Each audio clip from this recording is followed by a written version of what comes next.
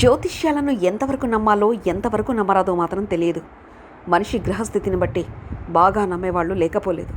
అలాంటిది ఇప్పుడు జ్యోతిష్యాలు రాజకీయంలో అడుగుపెట్టాయి. తెలంగాణ అసెంబ్లీ ఎన్నికల ముందు ముఖ్యమంత్రి కల్వకుంట్ల చంద్రశేఖరరావు ఖచ్చితంగా 3సారి ఎన్నికల్లో విజయం సాధిస్తారని, ముఖ్యమంత్రి పదవిని కేటీఆర్కు కట్టబెడతారని, కేసీఆర్ కేంద్ర రాజకీయాల్లో చక్రం తిప్పుతారని చాలామంది జ్యోతిష్యులు యథేచ్ఛగా జోస్యాలు చెప్పారు. భారత రాష్ట్ర సమితికి చెందిన నాయకులు, కార్యకర్తలు అంతా నిజమే కాబోలనుకున్నారు. పేరున్న జ్యోతిష్యులంతా మళ్ళీ తామే అధికారంలోకి రాబోతున్నామని చెప్తున్నారు.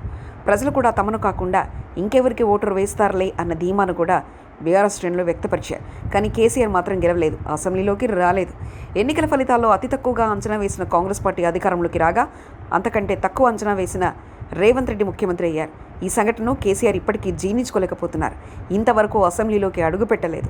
రేవంత్ రెడ్డిని ముఖ్యమంత్రిగా సభలో చూడాల్సి ఉంటుంది కాబట్టి కావాలని రావడం లేదంటూ కాంగ్రెస్ శ్రేణులు విమర్శిస్తున్నారు. ఇప్పుడు మళ్ళీ ఆంధ్ర ఎన్నికల ఫలితాలపై మరికొందరు జ్యోతిష్యులు అప్పుడే ఫలితాలు చెప్తున్నారు.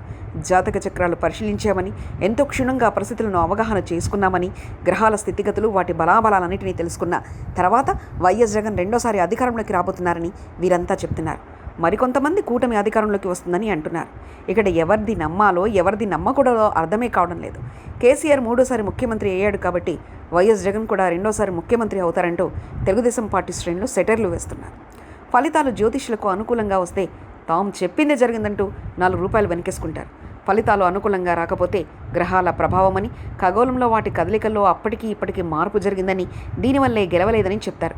ఎందుకంటే ఖగోళ శాస్త్రం అందరికీ తెలియదు కాబట్టి వారికి తెలియకపోయినా తెలిసినట్లు చెప్తారు. ప్రస్తుతం సమాజంలో ఈ తరహా జ్యోతిష్యులే ఎక్కువగా. ఏదేమైనా కానీ జూన్ 4వ తేదీ ఉదయం 8:45 కల్లా ఫలితాల సరళి తేలిపోనుంది. అప్పుడు ఈ జ్యోతిష్యులు చెప్పింది ఎంతవరకు సరైంది అనేది తేలుతుంది. మనుషుల జీవితాలు, మంచి చెడుల ముహూర్తాలపైన చెప్పే జ్యోతిష్యాలు ఇప్పుడు అవకాశాలుగా మారాయని తెలుస్తుంది. కొంతమంది జ్యోతిష్య పండితులు కూడా వ్యక్తిని బట్టి, వారి అవసరం, అవకాశాన్ని బట్టి నడుస్తున్నాయని తెలుస్తుంది.